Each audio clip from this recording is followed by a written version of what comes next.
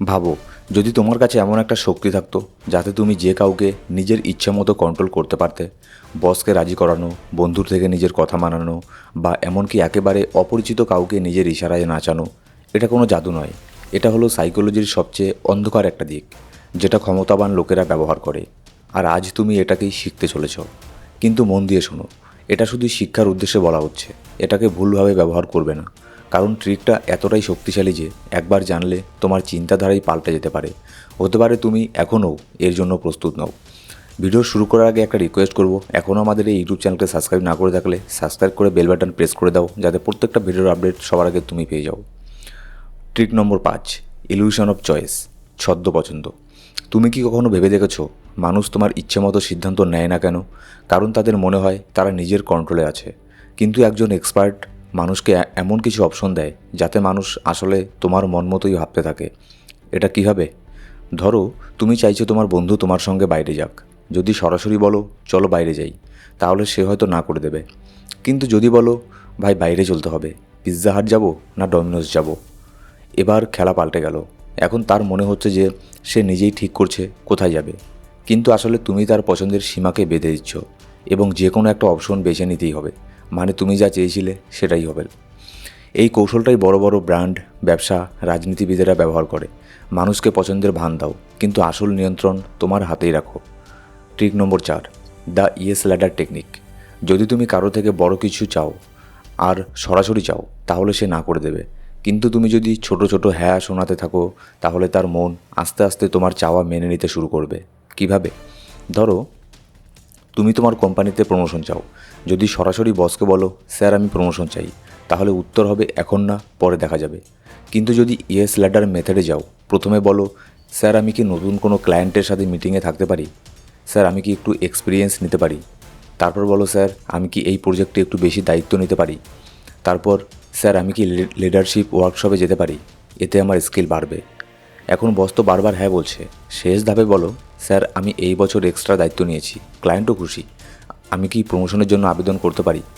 এবার বসের পক্ষে না বলাটা একটু কঠিন হয়ে যাবে, কারণ সে আগেই বার কয়েক হ্যাঁ বলে ফেলেছে এবং বুঝে গেছে তুমি দায়িত্ব নিতে পারো। এই টেকনিকটাই সেলসম্যান, রাজনীতিবিদ, লিডাররা ব্যবহার করে। মানুষকে ছোট ছোট হ্যাঁতে অভ্যস্ত করো, তারপর বড় অনুরোধ করবে। Trick number 3, the guilt trap, অপরাধবোধের ফাঁদ। মানুষ সবসময় যুক্তি দিয়ে চলে না, কিন্তু আবেগে চলে।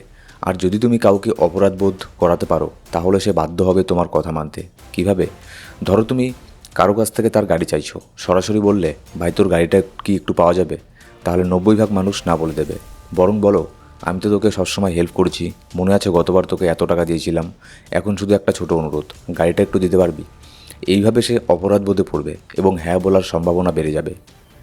এখন সামনে থাকা লোকটা গিল্ট ফিল করবে যে আগে তো সে আমাকে অনেক সাহায্য করেছিল, তাই সে না বলতে পারবে না। এবার আসছে পরের ট্রিক, যেটা দিয়ে তুমি কারোর মেমোরি পাল্টে দিতে পারো। Trick number 2, false memory planting, মিথ্যে স্মৃতি ঢুকিয়ে দেওয়া। আমাদের স্মৃতি কিন্তু পারফেক্ট নয়, আমরা যেমন ভাবি আমাদের মাথা ঠিক ততটা বিশ্বাসযোগ্য নয়। আর স্মার্ট লোকেরা এই দুর্বলতার ফায়দা তোলে। যদি তুমি কাউকে একটা ভুল কথা বারবার বলো, তাহলে তার মাথা একসময় সেটাকেই সত্যি বলে বিশ্বাস করতে শুরু করবে। ধরো একটা পলিটিশিয়ান ইলেকশন জিততে চায়, কিন্তু মানুষের কাছে তার ইমেজ খুব শক্তিশালী না। এখন সে ফলস মেমোরি প্ল্যান্টিং ব্যবহার করে মানুষের মাথায় নিজের জনপ্রিয়তা আর ক্ষমতার মিথ্যে স্মৃতি গেঁথে দিতে পারে। মিটিং বা র্যালিতে সে বলতে শুরু করবে এই শহরে যখন বেকারত্ব ছিল তখন আমি নিজে 5,000 জনকে চাকরি পাইয়ে দিয়েছি। এরপর মিডিয়াতে বলবে আমাদের সরকার আসার আগে মানুষ গরিবিতে দিন কাটাতো, কিন্তু আমরা রাজ্যের 70% মানুষের আর্থিক অবস্থা বদলে দিয়েছি। এরপর ইন্টারভিউতে এত আত্মবিশ্বাস আর ডিটেলসে এসব কথা বলবে যে শুনে লোকজন ভাববে আরে সত্যি তো, হয়তো ও করেছে, সেজন্যই এত বারবার করে এগুলো কথা শুনতে পাচ্ছি। ফলাফল, মানুষের মাথা এই মিথ্যে কথাকে সত্যি মনে করতে শুরু করবে, আর তারা বেশি কিছু যাচাই না করেই এই পলিটিশিয়ানকে ভোট দিতে রাজি হয়ে যাবে। এইভাবেই ফলস মেমোরি প্ল্যান্টিং ট্রিক কাজ করে। এখন তৈরি হও ট্রিক নম্বর 1 জন্য। Trick number 1, the power of silence, নীরবতার শক্তি। তুমি যত কম কথা বলবে তত বেশি কন্ট্রোলে থাকবে। ব্রেন সাইকোলজি বলে চুপ থাকার মধ্যে একটা আলাদা শক্তি আছে।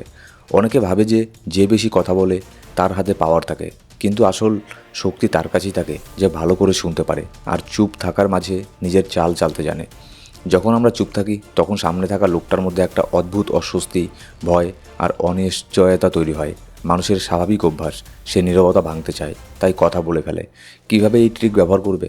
ধরো তোমার সন্দেহ হয়েছে যে তোমার কোনো বন্ধু বা তোমার পাশের কেউ কিছু চুরি করেছে, আর তুমি চাইছো সে নিজে থেকে স্বীকার করুক। তাহলে এটা কখনো বলো না তুই চুরি করেছিস। সরাসরি এমন প্রশ্ন করলে সে ডিফেন্সে চলে যাবে, বরং বলো ভাই আমি সব জানি। তারপর চুপ করে থাকো, এমন ভাব করো যেন তুমি আসলেই সব কিছু জানো।